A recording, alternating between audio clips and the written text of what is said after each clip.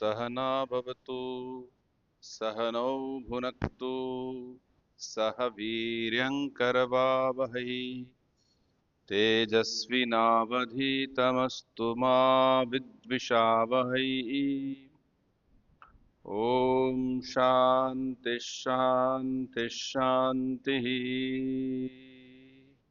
असतो मा सद्गमय तमसो मा ज्योतिर्गमय मृत्योर्मा अमृतं गमय।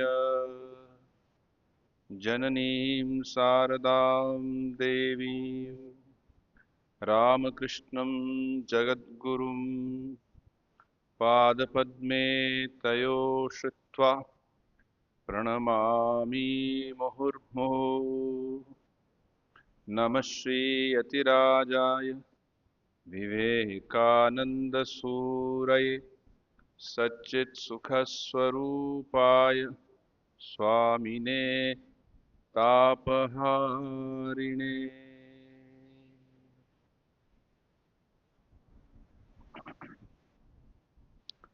हर रविवार को हम सामान्यतः स्वामी जी के विचारों को लेकर चर्चा करते हैं। इस बार कुछ कारणवश वो नहीं हो पाया, इसलिए आज इसको हम कर रहे हैं। हम स्वामी जी की कुछ उपदेशों को, उसके ऊपर अपना चिंतन यहाँ करते हैं।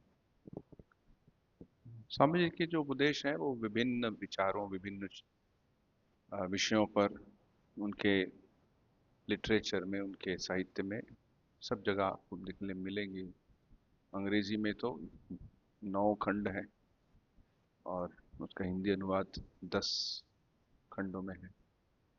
और उसके अलावा फिर अभी प्रयास चल रहा है और भी अगर कुछ मिल जाता है, क्योंकि ये जितने भी विचार हैं स्वामी जी के जो साहित्य के रूप में जो उपलब्ध हैं, ये विभिन्न सोर्सेज से कलेक्ट किए गए।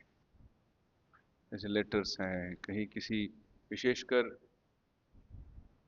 पाश्चात्य देशों में, क्योंकि वहाँ पे 4.5 साल रहे स्वामी जी, तो उस समय जो न्यूज़पेपर्स में पब्लिश हुए या किसी भक्त के पास कुछ रिकॉर्डिंग, आजकल की भाषा में रिकॉर्डिंग मतलब डिजिटल रिकॉर्डिंग, लेकिन उस जमाने में रिकॉर्डिंग मतलब हाथ से लिखना,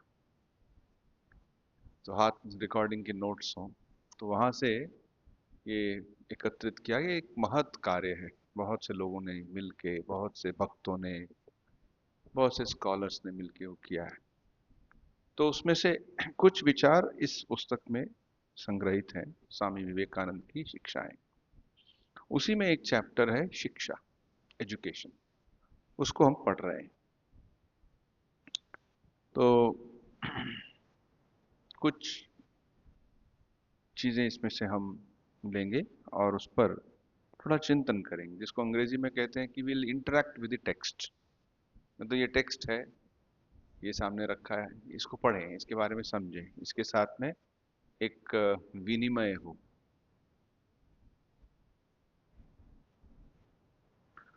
स्वामी जी कहते हैं, वास्तविक शिक्षा की तो अभी हम लोगों ने कल्पना भी नहीं की। हम इसे मानसिक शक्तियों का विकास, केवल शब्दों का रटना मात्र नहीं, अथवा व्यक्तियों को ठीक तरह से और दक्षता पूर्वक इच्छा करने का प्रशिक्षण देना कह सकते हैं। तो ये पहली बात है कि वास्तविक शिक्षा क्या है। इसको लेके हम सबके मन में कुछ विचार आते हैं। हम एक शिक्षा पद्धति से तो प्राय यहाँ पे जो सभी बैठे हैं सभी और जो सुन रहे हैं सभी उसमें से होके गए। प्राइमरी स्कूल में गए, फिर हाई स्कूल में गए, फिर हायर सेकेंडरी, फिर किसी ने पीएचडी तक किया अपना काम। तो क्या यही शिक्षा है, इस पद्धति, इस प्रणाली के अंदर हो जाना? क्योंकि हम कभी कभी देखते हैं कि कुछ व्यक्तियों के पास डिग्री तो होती है, ज्ञान नहीं होता, अर्थात उनके पास वो समझ नहीं होती, वो प्रशिक्षण नहीं होता। अच्छा, क्या शिक्षा सिर्फ दिमाग की होती है, अर्थात सिर्फ मस्तिष्क की या आइडियाज के बारे में? कैसे, अब जैसे मैं किसी से बात कर रहा था तो वो अपने जो वो गणित के बारे में बता रहे थे, तो गणित में जो चीज़ें हैं, जो जियोमेट्रीज हैं, ट्रिग्नोमेट्री है, या फिर इंटीग्रल कैलकुलस है, इस तरह के जो सब्जेक्ट्स हैं, क्या शिक्षा वहीं तक सीमित है? सच में वो बहुत बड़ी बड़ी बात है। बुद्धि से पढ़ा एक व्यक्ति प्योर मैथमेटिक्स में कुछ करता है, तो बुद्धि का विलास है वो, सभी के पास नहीं होता वो। सभी मैथमेटिक्स को इतना दक्षता से नहीं कर सकते।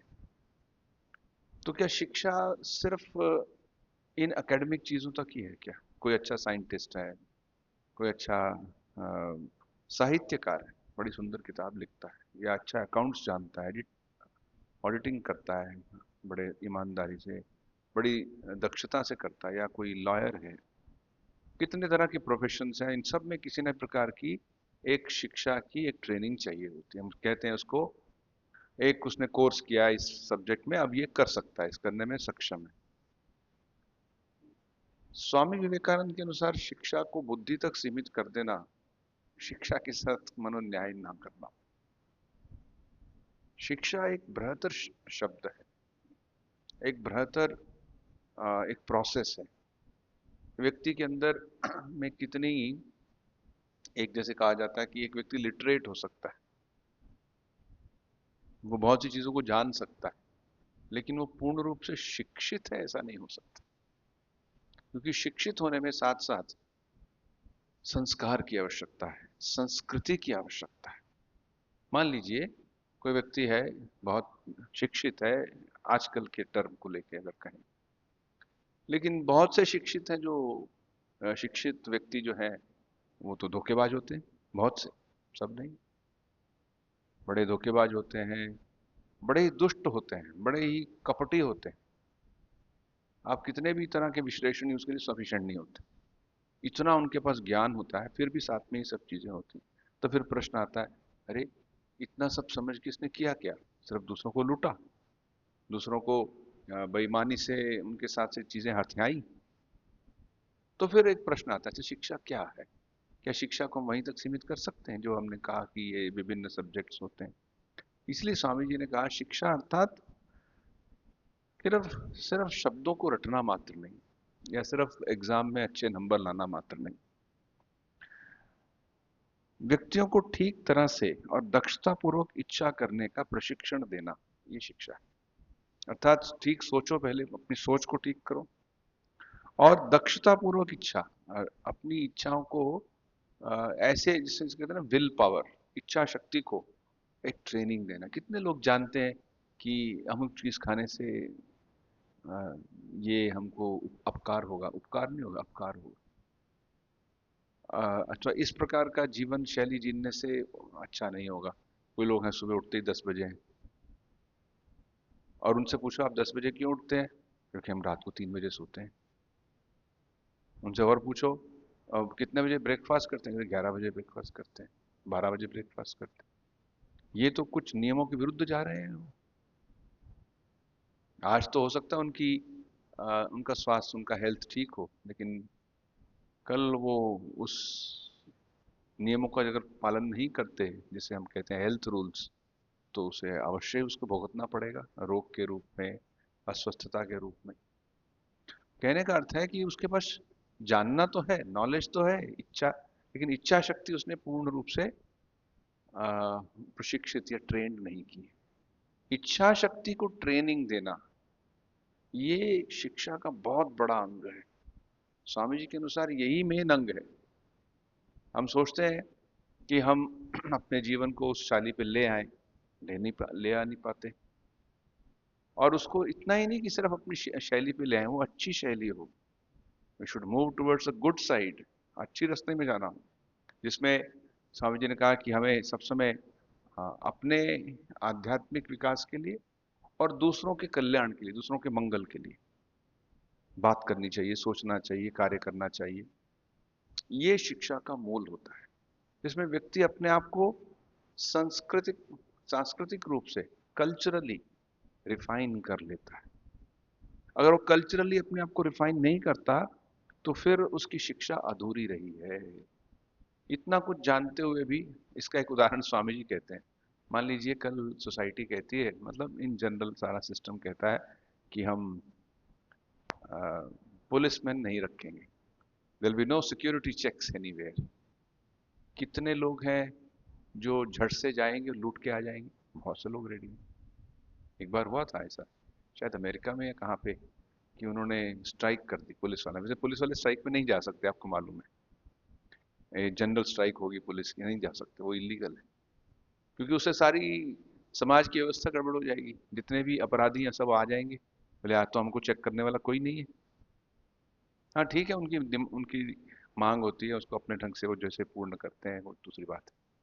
तो ऐसा एक बार हुआ था अमेरिका में। तो हुआ क्या, जैसे ही ये पुलिस विड्रॉ कर लिया, तो कहते बड़े अच्छे दिखने वाले जेंटलमैन, सो कॉल्ड जेंटलमैन, अच्छे कपड़े वस्त्र पहने, अच्छा अंग्रेजी बोलते हैं या जो भी भाषा बोलते हैं, और लगता है तो बहुत पढ़े लिखे शिक्षित व्यक्ति हैं, गए बड़े बड़े स्टोर्स में जाके सामान उठा के चले गए घर। अब सारे जो शिक्षित होते हैं इस तरह होते हैं ऐसा नहीं हम कह रहे, ज्यादातर। क्योंकि जब तक हमारे हृदय को स्पर्श ना करे, तब तक ये सिर्फ बुद्धि तक ही सीमित है, बातें बुद्धि तक सीमित है। वैदिक युग में या वैदिक आदर्श में एक बात कही गई, वांग में मनसि प्रतिष्ठिता, मनो में वाचि प्रतिष्ठितम, आविराविर्मयेधि। अर्थात मैं जो बोलता हूं, जो मेरे मुख से उच्चारित होता है, वो मेरे मन में प्रतिष्ठित हो, और मेरा मन मेरी वाणी में प्रतिष्ठित हो। अर्थात एक इंटरनल, और या जिसे कहते हैं एक अंदर की एक इंटेग्रिटी, वो होनी चाहिए। नहीं तो व्यक्ति बाहर से तो बहुत सी बातें कहता रहता है। श्री राम कृष्ण देव कहते थे, जो तोता है बहुत चीजें रट लेता है, लेकिन जब बिल्ली आती है, राम राम बोलता नहीं, वो तो टैं टैं बोलता है। उसने बहुत कुछ सीख लिया है, लेकिन जब समय आता है तो टैं टैं। तो ऐसे ही हम भी बहुत कुछ सीख लेते हैं, हम भी उपदेश देते हैं। और आजकल थोड़ा ना तो ज्ञान देना थोड़ा आसान हो गया, thanks to YouTube, thanks to Instagram. ये सब सबको अपना ज्ञान देगा, ठीक है, आपको अपनी चीजें शेयर करनी है, लेकिन इसमें एक प्रकार का एक हेल्यूसिनेशन है। मैंने दूसरों को उपदेश दे दिया, अर्थात मैं बहुत आगे बढ़ गया। दूसरों को तो उपदेश दे दिया, स्वयं किया कि नहीं किया। दूसरों को कह दिया कि तुम सुबह उठा करो, बड़ा अच्छा होता है, और क्या बोलते हैं, इंस्टाग्राम में एक पोस्ट डाल दिया, और सुबह उठा ठीक 10 बजे। क्यों? क्योंकि उसका जो कर रहा है, जो करनी और कथनी में बहुत बड़ा अंतर है। ये करनी और कथनी का अंतर दूर करना बहुत मुख्य है। स्वामी जी आगे कहते हैं, ये शिक्षा कैसे आती है? बड़ा सुंदर इसमें एक मनोवैज्ञानिक तत्व स्वामी जी कह रहे हैं। बालक अर्थात एनी स्टूडेंट, बालक अपने आप को स्वयं ही शिक्षा देता है। We educate ourselves. तुम मेरी बात सुनने आए हो, घर जाकर तुमने जो यहाँ सीखा है, और यहाँ आने से पूर्व तुम्हारे मन में जो था, उन दोनों का मिलान करो। तुम मेरे से सीखा है और जो तुम पहले सोच रहे थे ऐसा होना चाहिए, दोनों का मिलान करो। तब तुमको पता लगेगा कि यही बात तुमने भी सोची थी, मैंने तो केवल उस बात को प्रकट मात्र किया है। मैं तुमको किसी बात की शिक्षा नहीं दे सकता, शिक्षा तो तुम स्वयं ही अपने को दोगे। मैं तो शायद तुमको अपने उस विचार के प्रकट करने में सहायता ही दे सकूं। तो सबके अंदर वो विचार हैं जो हम कह रहे हैं, ये कोई नई बात नहीं कह रहे, सब जानते हैं। लेकिन जानते हैं, मैं तो सिर्फ आपके जो ज्ञान को अभिव्यक्त करने मात्र के लिए प्रयास कर रहा हूं, स्वामी जी कह रहे हैं। तो यही शिक्षा है, देखेंगे कि कोई किसी को सिखा नहीं सकता। आगे कहते हैं, वो जो शिक्षक ये समझता है कि वह कुछ सिखा रहा है, वो सारा गुड़ गोबर कर देता है। वेदांत का सिद्धांत है कि मनुष्य के अंतर में ज्ञान का समस्त भंडार निहित है, एक अबोध शिशु में भी केवल उसको जागृत कर देने की आवश्यकता है। और यही आचार्य का काम है। हमें बच्चों के लिए बस इतना ही करना है कि वे अपने हाथ, पैर, आंख, कान का समुचित उपयोग करना भर सीख लें, और फिर सब आसान है। आजकल एक अच्छा शब्द जो टीचर्स हैं, जो शिक्षक हैं, उनके लिए व्यवहार में है, इट इज़ इन यूज़, वो है फैसिलिटेटर। जो शिक्षक है वो फैसिलिटेटर है। जैसे कि माली होता है। अब माली एक पौधा लगाता है, पौधे में पहले उसको रोपता है, बड़ा हो रहा है, पानी डालता है, तो क्या सच में वो पौधा उगा रहा है? वो तो फैसिलिटेटर है। जो प्रकृति का है, वो प्रकृति उसको बड़ा कर रही है। वो सिर्फ उसमें जो बाधाएं हैं उसको दूर कर रहा है। क्या बाधाएं हैं? अब पौधा लगाया है, उसमें बाधाएं क्या हो सकती हैं? एक तो बाधा हो सकती है कि उसकी सुरक्षा। आपने बाहर गली में एक पेड़ लगाया, उसकी सुरक्षा बड़ी चाहिए। या अगर तो गांव की तरफ हो जहाँ पे बहुत बकरियां हो, भैंस हो, गाय हो सकता है वो चुन चुन के चली जाए, उसको चर के चली जाए। अगर वो ना हो तो कुछ बच्चे होते हैं, उनके हाथ में बैडमिंटन बॉल कुछ होता है, उसको मार के चले जा सकते हैं। अगर पौधा बहुत छोटा हो तो कोई उसको दबा के भी जा सकता है। तो पहले उसकी सुरक्षा, ट्री गार्ड लगाना पड़ेगा आपको, उसके बाड़ लगानी पड़ेगी चारों। तो ये एक सुरक्षा आप कर सकते हैं। जैसे एक बच्चा है तो उस पर गलत इन्फ्लुएंस ना पड़े, ये एक आपकी सुरक्षा कर सकते हैं बच्चे को जो शिक्षक शिक्षा प्राप्त कर रहा है। दूसरा, उसको सिर्फ सुरक्षित करके रख दिया इतना ही नहीं है, उसमें पोषण के लिए, उसकी नरिशमेंट के लिए सब चीजें देनी पड़ेंगी। पानी है, जितना पानी चाहिए उतना देना पड़ेगा, कम और ज्यादा नहीं। और साथ में खाद डालनी पड़ेगी। खाद में इतना ही नहीं, फिर धूप वाला पौधा है तो धूप को आने देना चाहिए। अगर वो छाया में लगा दिया तो फिर वो उससे लाभान्वित नहीं होगा। ऐसे हवा होनी चाहिए। तो जार जितनी भी प्रकृति की चीजें हैं, एलिमेंट्स ऑफ नेचर, वो सब होनी चाहिए, तभी वो पौधा बढ़ पाएगा। तो आप करते क्या है? आप इतना ही करते हैं कि उसमें कोई बाधा ना आए। एक अच्छा माली इतना ही करता है कि वो बाधा ना आए। बाकी तो बड़ा तो उस पेड़ को ही होना है ना। उसके अंदर वो शक्ति ना हो जिससे उसका विकास होता है, तो आप क्या सिर्फ पानी देके एक सूखे हुई डाल में से पौधा निकाल सकते हैं? नहीं निकाल सकते। तो उसके अंदर एक जीवंत शक्ति होनी चाहिए। ठीक है, ऐसे ही शिक्षा जो है, हर मनुष्य के अंदर वो एक एक अंतर्निहित शक्ति है। There is an inherent power. और ये शक्ति को दूर को कैसे प्रकट करें, कैसे बाधाओं को दूर करें, यही शिक्षक का कार्य है। इसमें देखिए करने से क्या होगा, इस विचार को मन में लाने से क्या होगा कि शिक्षक और शिष्य में एक बड़ा ही आदर पूर्वक, सम्मान पूर्वक एक ऐसा संबंध रेडी हो जाएगा।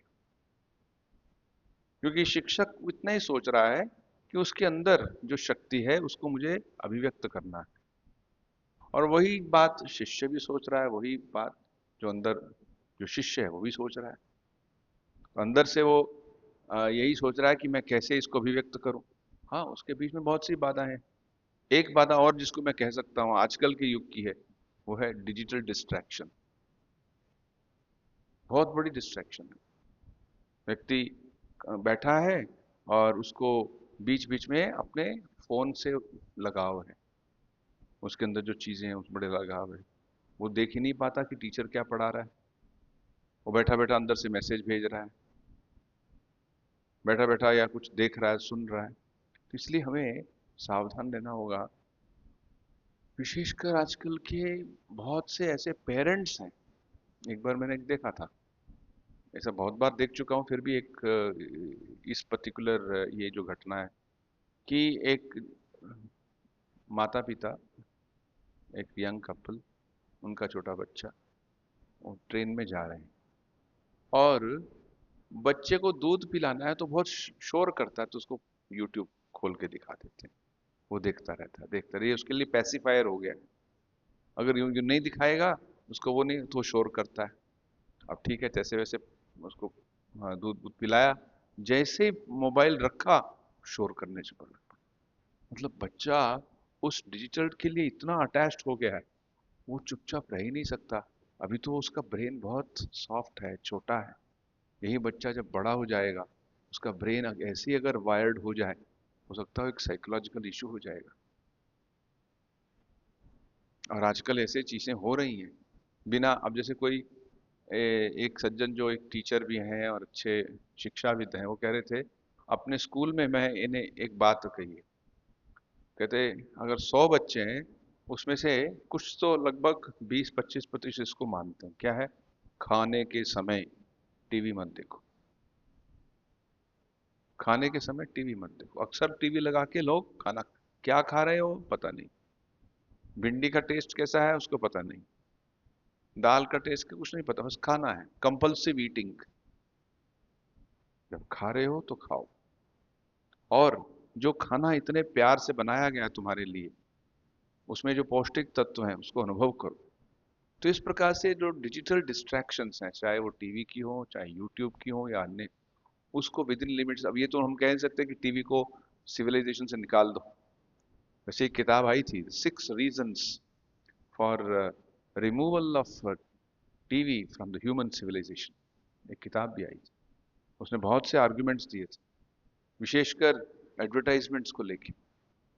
हम लोग खाते रहते हैं, बीच बीच में देखते रहे टीवी, और उसमें इतने प्रकार के विज्ञापन आते हैं, और वो विज्ञापन कैसे साइलेंटली हमारे मन को प्रभावित करते हैं, इसके बारे में उसमें बहुत बड़ी चर्चा थी।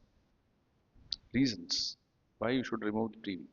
अब ये तो नहीं हो सकता कि टीवी पूरी तरह निकाल दें, ये भी नहीं हो सकता कि पूरा यूट्यूब बंद कर दें। तो इसके लिए विवेक की आवश्यकता होगी, इसके लिए हमें सोच समझ के कार्यों को करना होगा, क्योंकि पर्पस क्या है कि उससे हम सीखें। यूट्यूब में भी अच्छी चीजें भी सीखने की हो सकती हैं, लेकिन उसमें भी लिमिट रखना होगा। ये नहीं कि अभी उसको सीखना है तो 12 घंटे सीखते ही रहना है मुझे, और कुछ काम ही नहीं करना। तो शिक्षा को प्राप्त करने के लिए अब आजकल के युग में नए चैलेंजेस आ रहे हैं, नए चैलेंजेस, नई सिचुएशंस, नए टूल्स आ रहे हैं। लेकिन बेसिक जो स्वामी जी कह रहे हैं, ये है कि हमारे अंदर जो ज्ञान का भंडार है, उसको जागृत करना है। अपने हाथ पैर कान आंख का समुचित उपयोग करना सीखना है। कितने लोग जानते हैं इनका, इसका अच्छी तरह से समुचित प्रयोग करना? आंखों से क्या देखना है, कौन सी चीज है मुझे वॉच करनी है, कौन सी नहीं करनी है, कानों से क्या सुनना है क्या नहीं सुनना है, इसके लिए भी हमें बहुत ध्यान देना चाहिए। क्योंकि कान और आंख, ये विशेषकर दो हमारी इंद्रियां हैं जिसमें हम बाहर की चीजों को सबसे ज्यादा ग्रहण करते हैं। तो आप किस प्रकार के विचारों को सुन रहे हैं, किस प्रकार के दृश्यों को एब्जॉर्ब कर रहे हैं, फिर बाद में उसका इफेक्ट आप पे मन मन पे पड़ता है, पता ही नहीं चलता आपको। तो स्वामी जी का ये वार्निंग कि उनको समुचित उपयोग करना चाहिए, ये सीखना आना चाहिए, ये एक शिक्षा का एक बहुत बड़ा हिस्सा है। कहते हैं अगर वो हम सीख लें कि किस प्रकार से हम क्या देखें क्या सुने, तब हमारा मन अंदर से काफी सजग रहना सीखेगा, हमारी मानसिक शक्तियां का अपव्यय नहीं होगा, और हम उसका सदुपयोग कर पाएंगे, जिससे कि हम अपने आप को पूर्ण रूप से एक व्यक्ति बना सकें, एक चरित्र हो जिसमें व्यक्तित्व हो। वही शिक्षा का मूल उद्देश्य होता है, न कि केवल एक डिग्री प्राप्त कर लेना या मार्क्स प्राप्त कर लेना, या फिर इस प्रकार के कुछ जो एकेडमिक चीजें उसे प्राप्त कर लेना। उनका अपना एक स्थान है, लेकिन असल में शिक्षा तभी पूर्ण होती है जब व्यक्ति का चरित्र पूर्ण रूप से निर्माण होता है। तो आज इतना ही, इसको फिर इसी चर्चा को हम अगली क्लास में फिर आगे बढ़ाएंगे। ओम शांति शांति शांति। हरि ओम तत्सत। श्री राम कृष्णार्पणमस्तु।